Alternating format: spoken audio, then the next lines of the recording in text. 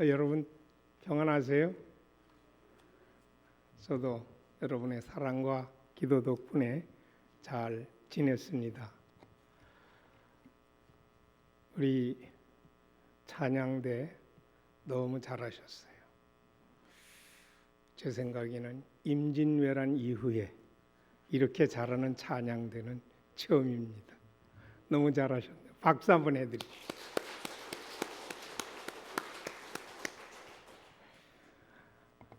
우리 목사님께서 귀한 시를 낭독해 주셨는데요. 어느덧 금년도 11월 중순입니다. 2024년 남은 11월, 12월을 잘 마무리하시고 2025년도 희망찬 복된 새해를 맞이하시기 바랍니다. 이렇게 여러분들을 친히 뵙고 여러분들이 여러 분야에서 주님과 주님의 몸된 교회를 위해서 신실한 믿음으로 충성 봉사하시는 것을 대할 때 너무나도 흐뭇하고 자랑스럽고 감격해서 감사를 드립니다. 지난 4월에 우리 희망샘 교회의 유시영 목사님께서 우리 서울 동로회 은퇴 목사회 목사님들을 초청을 하셨어요. 그래서 우리 희망샘 교회에서 서울 동로회 은퇴 목사회 정기 모임을 가지게 해주시고 또 우리 은퇴 목사님들에게 귀한 설교 말씀을 주셔서 많은 은혜를 받게 해주시고 또 영의 양식뿐만 아니라 더 중요한 육의 양식도 이렇게 아주 맛있는 음식으로 대접해 주셨고 또 여러 가지 선물도 주셨고 배려를 해 주셨습니다. 다녀간 목사님들이 저에게 말했습니다. 우리 유시웅 목사님과 부교역자님들과 장로님들과 또 여러 성도님들 수고 많이 하셨습니다. 아주 감사하다고 또 우리 목사님 목회를 참 잘하신다고 칭찬을 많이 하셨습니다. 제가 서울 동로회 은퇴 목사의 회장으로서 다시 한번 감사를 드립니다. 대단히 감사합니다. 아울러 우리 유시웅 목사님께서 근본 성노회에서 부노회장님으로 선출이 되셨는데요. 축하를 드리고요. 저는 가슴이 뭉클하고 어깨가 으쓱하고 유시웅 목사님과 여러분 모두가 참으로 자랑스러웠습니다. 여러분 모두에게 심심한 찬사를 드리고 우리 유시웅 목사님께서 앞으로 더욱더 교회는 물론이거니와 노회와 총회를 위해서 하나님의 뜻을 받들어서 더 수고 많이 하시고 하나님께 영광을 돌리시기 위해서 더욱더 기도해 주시고 협력해 주시기 바랍니다. 참으로 감사합니다. 우리 하나님께서 그 모든 수고를 기억하시고 두 손으로 놀랍게 축복해 주실 것을 믿습니다. 우리 하나님께서는 아주 귀한 상을 내려주실 줄로 믿는데요. 저는 세상의 모든 상이 그 나름대로 가치가 있고 또 귀하다고 보지만은 정말로 귀하고 값진 상은 우리 하나님께서 주시는 상이라고 봅니다. 특히 교회 봉사에 가장 귀한 상을 받는 여러분들을 생각하면 참으로 감사하고 감사합니다. 러시아의 세모노프 광장에서 1849년 12월 사형 집행이 열렸습니다. 사형대에는 반정부 반체제 혐의로 사형 선고를 받는 28살의 청년이 있었습니다. 집행관이 소리쳤습니다. 이제 너에게 사형 집행을 행하기 전에 5분간의 시간을 준다. 최후의 5분이다. 최후의 5분간은 이 청년에게는 너무나도 짧지만은 한편 너무나도 소중했습니다. 그는 먼저 자신의 동지들과 가족들을 위해서 기도했습니다. 그들이 나 때문에 너무 많은 눈물을 흘리지 않게 하옵소서. 그들이 나 때문에 너무 많이 슬퍼하지 않게 하옵소서. 그리고 자신을 위해서 회개를 했습니다. 나는 왜 이렇게 헛된 생활을 했을까? 반성을 하고 회개를 하고 이렇게 쭉 둘러보니까 그 모두가 너무나도 소중했어요. 이때 자신을 향해서 총구를 겨누면서 그 사격하려고 하는 사람들의 그 총을 장진하는 소리가 들려왔습니다. 바로 그 시간 어떤 사람이 그냥 달려오면서 소리쳤습니다. 멈추시오. 사형 집행을 멈추시오.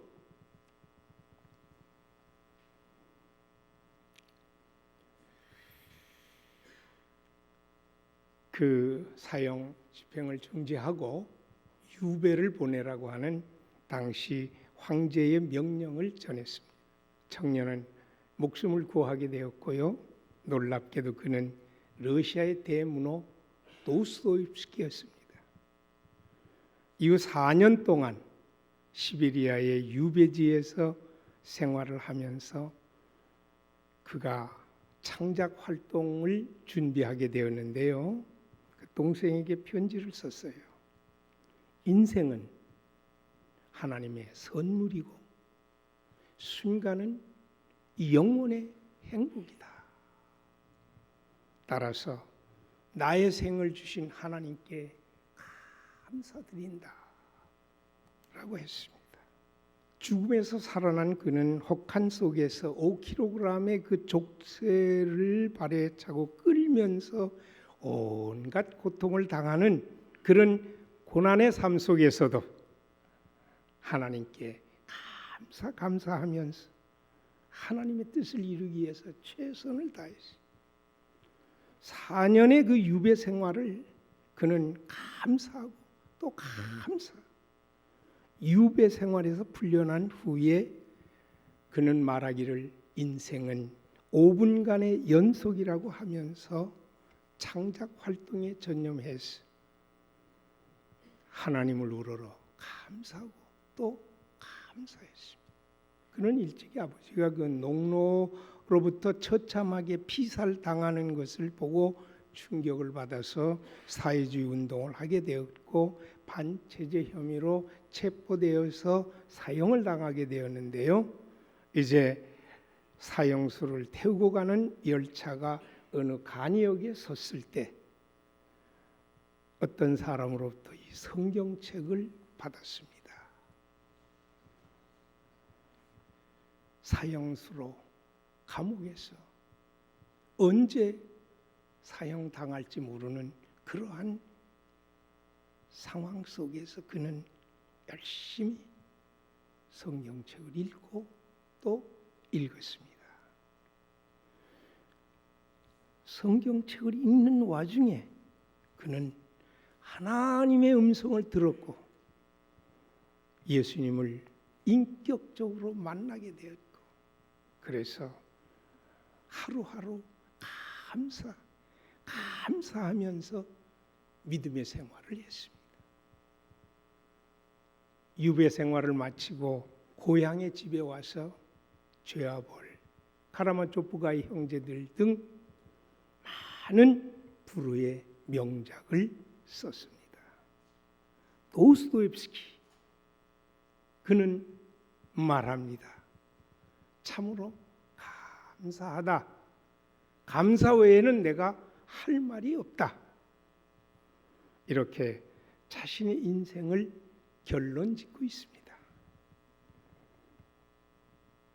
여러분, 우리 인생의 성공이 어디에 있다고 보십니까? 돈을 많이 버는 거에 있습니까? 높은 지위에 있는 데 있습니까? 학문을 깊이 연구하는 데 있습니까? 어디에 우리 인생의 성공이 있습니까? 물론 여러 가지로 우리가 생각할 수 있습니다만은 성경에서 말씀하시는 것은 감사에 있다고 말할 수가 있습니다. 얼마나 감사할 수 있느냐? 얼마나 충만한 감사 속에 내가 살고 있느냐? 또 감사로 내 인생을 마감할 수 있느냐입니다. 그것이 바로 그 사람의 성공을 가늠할 수 있는 바로미터라고 생각을 하죠. 감사하면 우리의 인격이 성숙이 되고, 감사하면 문제가 해결이 되고, 미래가 보이고 행복하게 됩니다. 존 제이 잉글리시라고 하는 분이 Spiritual Freedom이라고 하는 책에서 이렇게 얘기를 했어요. 사람을 사람답게 만드는 것은 사랑의 경험이다. 그렇습니다. 아주 뜨거운 사랑의 경험을 할 때에 사람답게 된다는 겁니다. 우리가 어느 이 사람의 그 사랑을 받을 때도 그렇지만은 하나님의 그 놀라운 사랑을 받게 될 때에 우리는 참으로 올바른 사람이 되고 좋은 사람이 됩니다. 그 사랑 속에는 참된 감사가 있습니다. 사랑의 경험이 감사하는 마음을 일으켜서 인간이 성숙하게 되고, 그 순간 감사 앞에 내가 겸손하게 되고, 감사로 인해서 내가 자유하게 되고 행복하게 되며 미래가 보이고, 그리고 앞이 환하게 열립니다. 오늘까지 인류 역사상 가장 부강한 나라라고 할 수 있는 미국이 말이에요. 여러 면에서 특히 경제적인 면에서 너무나도 어렵고 힘겨웠던 1929년 경제공황의 때에 이를 타개하기 위해서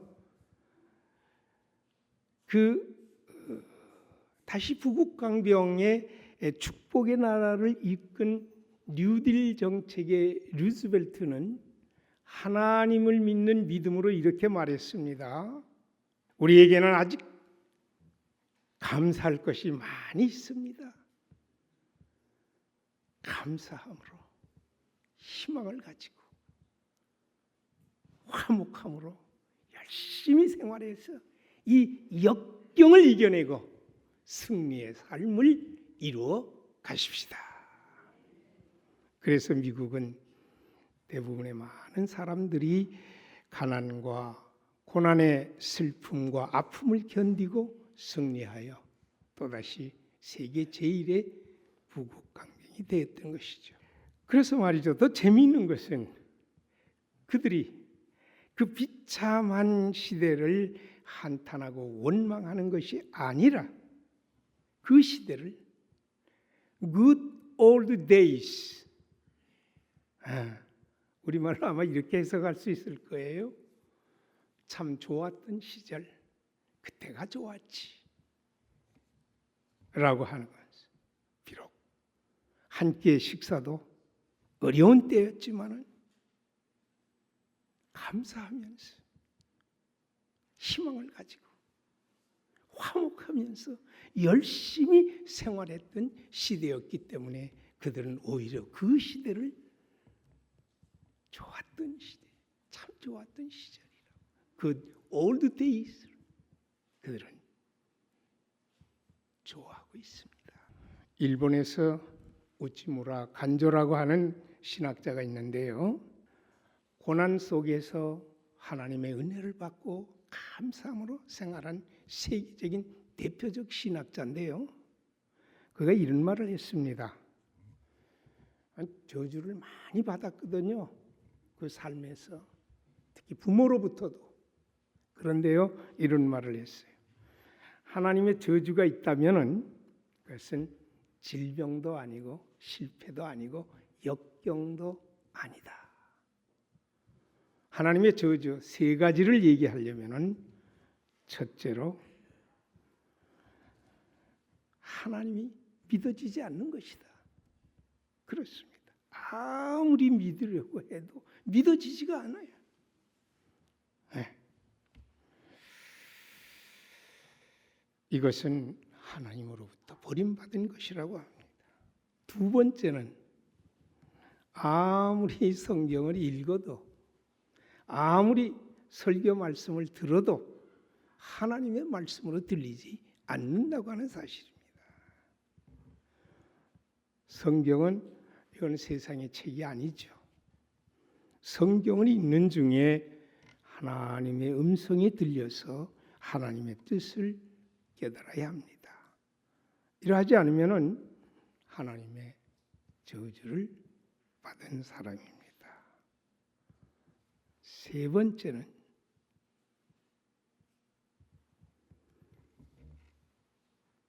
감사하는 마음이 없는 사람입니다. 감사하는 마음이 생기지가 않아요. 그저 생각하면은 원망과 불평뿐입니다. 사도 바울이 빌립보서 1장 2절에서 3절에 그런 말씀을 했습니다. 내가 너희를 생각할 때마다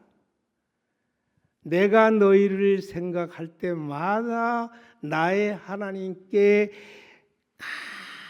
감사하노라. 너희를 생각할 때마다 하나님께 감사한다고 했어요. 그는 현재 지금 로마 감옥에 있습니다. 그러면서 감옥 밖에 있는 사람을 생각할 때마다 감사해요. 사실상 지금 사도 바울은 그렇게 감사할 상황이 아니에요. 그러나 그는 항상 감사합니다. 즉 생각할 때마다 이런 일에 감사하고 저런 일에 감사하고 이분에게 감사하고 저분에게 감사하고 모두가 다 감사합니다. 그렇게 고마울 수가 없어요. 그것이 구원받은 심령입니다. 생각하면 원망스러워, 생각하면 분하고, 생각하면 한이 맺히는 사람은 저주받은 사람이라고 우찌무라 간조는 얘기하고 있습니다. 이 감사는요, 우리가 먼저 그 받은 것을 아는 데서부터 시작을 하는 거예요. 모든 일이 내가 노력해서 얻은 것이 아니라 하나님께로부터 받았어요. 하나님께로부터. 전적인 하나님의 은혜 값없이 받았어요. 우리가 감사하게 되는 일은 모든 것이 하나님으로부터 받은 사실을 알 때에, 깨달을 때에 이루어집니다. 그렇습니다. 내가 받은 바를 알아야 됩니다. 내가 받지 않은 것 자꾸 생각하는 게 아니라 내가 받은 게 얼마나 많이 있느냐, 내가 받은 게 얼마나 좋으냐, 그런 것을 볼 때마다 감사할 수가 있어요. 그렇기 때문에 예를 들어서 쟁취한 일에는 감사가 없어요. 여러분들 한번 보세요. 때로 파업도 하고 데모도 하고 이렇게 빨간 티를 두르고 결사반대니 쟁취니 하는데 그런 걸 볼 때마다 참으로 민망한 생각이 듭니다. 얼마를 얻어내는지는 모르겠습니다만은 그로 인해서 이 마음이 심히 황폐해집니다. 그 심정이 이루 말할 수 없이 망가져요. 상대편을 원수로 생각하고 모든 일에 악심을 품으니 그 몸이 얼마나 나쁘게 되겠습니까? 그러므로 쟁취한 일에는 행복이 없습니다. 아주 각박한 일이 되지요. 진작 쟁취하지 못한 것에 대한 회한이 있을 뿐이고 앞서 얻지 못한 것에 대한 원망만이 있을 뿐입니다. 또 자기 의의를 내세울 때도 감사가 없어요. 또 자기 잘났다고 하는 사람도 감사가 없어요. 겸손하며 그래서 관용해서 넓은 마음을 가질 때에 감사가 있습니다. 그만큼 행복한 삶을 누릴 수가 있습니다. 한 번은 사자가 놀다가 잠이 들었어요. 근데 이때 조그만 쥐 한 마리가 사자의 머리 위에 올라가서 장난을 하고 놀다가 꼬막 코를 건드렸어요. 사자가 놀라서 눈을 번쩍 뜨고 보니까 조그만 쥐가 있어요. 그래서 야단을 쳤어요. 그 쥐는 온몸을 부들부들 떨면서 한 번만 용서해 주면 그 은혜를 잊지 않겠다고 사자에게 손이 발휘되도록 빌었어요. 이때 사자가 생각을 해봤어요. 아니, 쥐같이 조그만 짐승이 무슨 은혜를 갚을 수 있을까 생각을 했지만은 그러나 이 사자는 관용의 마음으로 너그러운 마음으로 보내버렸어요.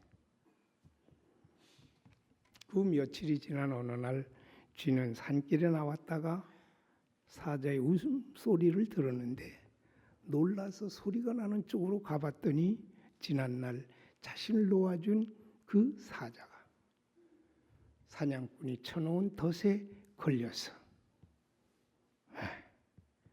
꼼짝하지 못하고 울고 있는 거예요.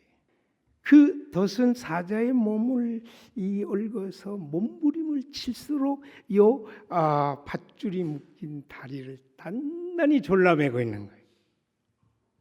요 작은 쥐가 커다란 사자, 이 절망에 울고 있는 사자를 안심시키고, 사자를 안심시키고 날카로운 이빨로 밧줄을 끊기 시작했어요. 결국 밧줄은 끊어지고 사자는 자유로운 몸이 되었습니다. 작고 힘없는 짐승이라고 얕보았던 사자는 쥐에게 깊은 감사를 했습니다. 그렇습니다.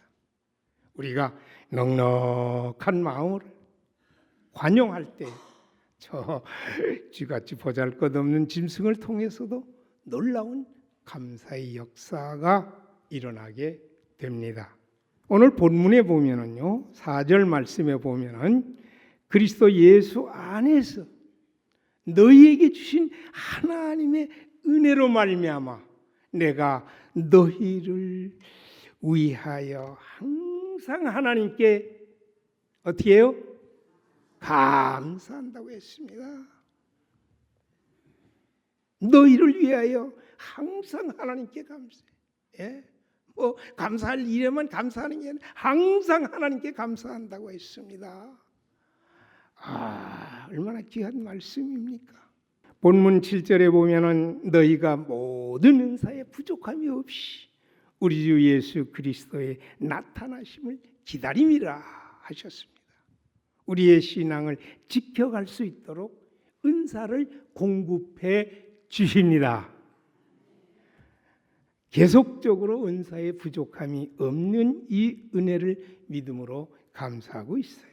그렇습니다. 믿음이 있어야 감사할 수가 있습니다.